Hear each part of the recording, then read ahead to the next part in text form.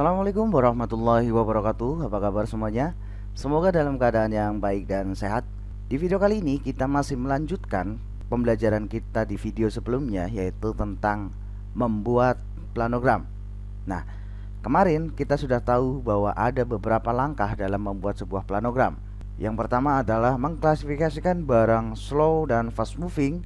Yang kedua, membuat layout retail. Yang ketiga, membuat desain planogram. Dan yang keempat, membuat kategori manajemen. Setelah kemarin kita membahas poin yang pertama, yaitu mengklasifikasikan barang slow moving dan fast moving, maka di video kali ini kita akan membahas tentang bagaimana membuat layout retail. Nah, di video ini kalian akan mengenal apa saja jenis-jenis layout, kemudian tujuan dan manfaat dari sebuah layout retail. Seperti apa? Simak video ini selengkapnya.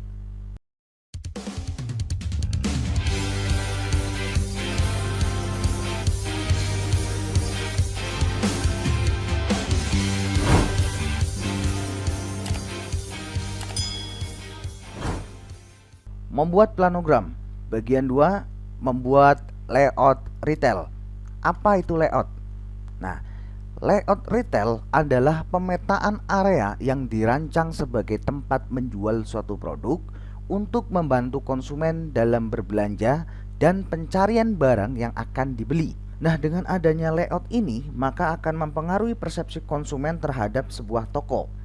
Hal ini diawali dari toko itu secara keseluruhan, termasuk hiasan-hiasan toko, kartu produk, dan lain sebagainya. Kemudian berlanjut ke display bagian luar, etalase, pintu masuk toko, dan bagian dalam toko, sekitar tempat kasir, sampai pada pintu keluar toko.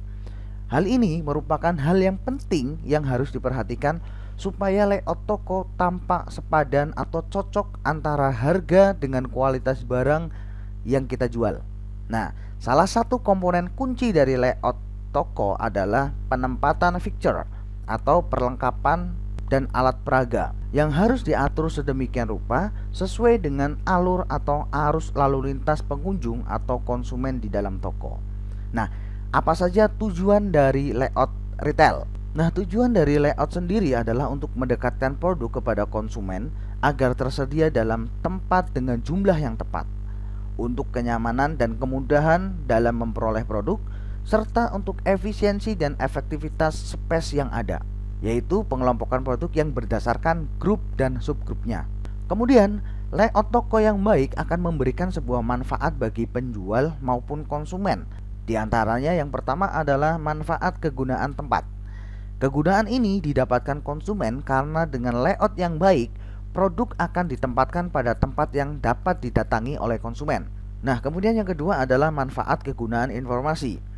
Informasi bermanfaat sebagai penjelas kepada konsumen sehingga konsumen terbujuk agar membeli dan meningkatkan jumlah konsumen agar tidak melupakan produk dan tempatnya.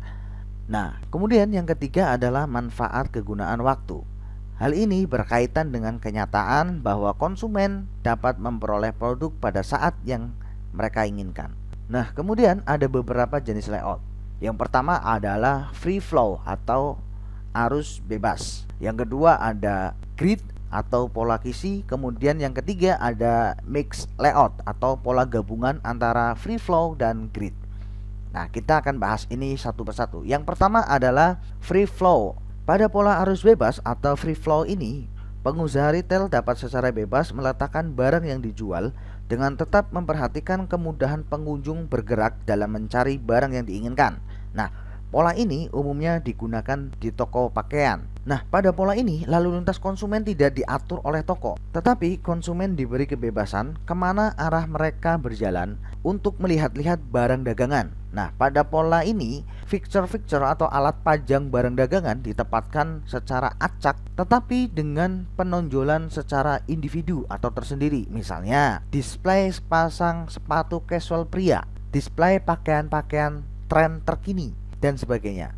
Nah, ada beberapa kelebihan dari layout free flow ini. Yang pertama adalah dapat mendorong pembelian secara spontan atau impulse buying.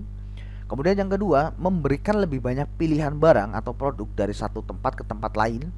Dan yang ketiga, dapat memberikan kesan yang bersahabat. Nah, ini adalah tampilan dari layout pola free flow atau pola arus bebas. Nah, kemudian yang kedua adalah layout grid. Nah, pola ini biasanya banyak digunakan untuk supermarket ataupun pasar swalayan dan merupakan bentuk yang paling efektif untuk bagian terbesar dari display.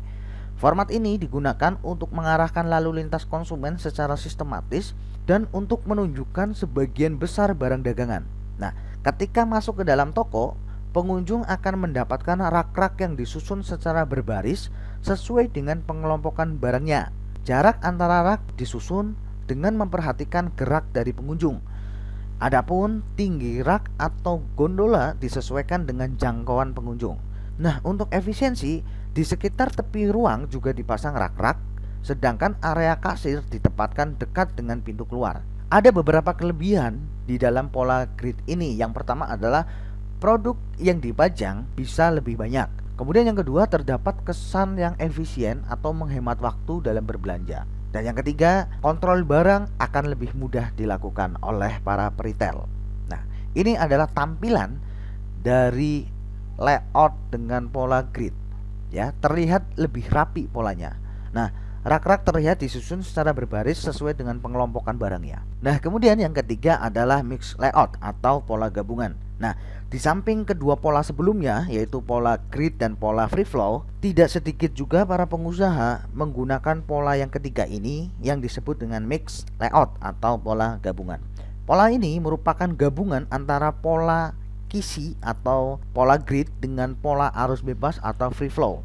Nah, jadi pada pola ini ada produk yang ditempatkan dalam jajaran grid atau bersusun, ya, rak-rak yang bersusun seperti pada pola grid tadi. Tetapi ada juga yang ditempatkan dalam bentuk-bentuk bebas atau pada stand-stand tertentu. Nah, pada pola gabungan ini biasanya digunakan oleh department store yang menjual banyak produk, baik dalam jumlah maupun jenisnya. Oleh karena itu, mengharuskan pemilik toko memiliki bentuk layout yang berbeda-beda untuk masing-masing kelompok produk. Misalnya, area fashion umumnya menggunakan pola arus bebas atau free flow yang memberi kebebasan kepada konsumen untuk berjalan keliling di toko dan melihat-lihat barang dagangan sesuai kehendaknya. Ada pula area lain seperti buku dan alat-alat tulis yang umumnya menggunakan layout pola kisi atau grid.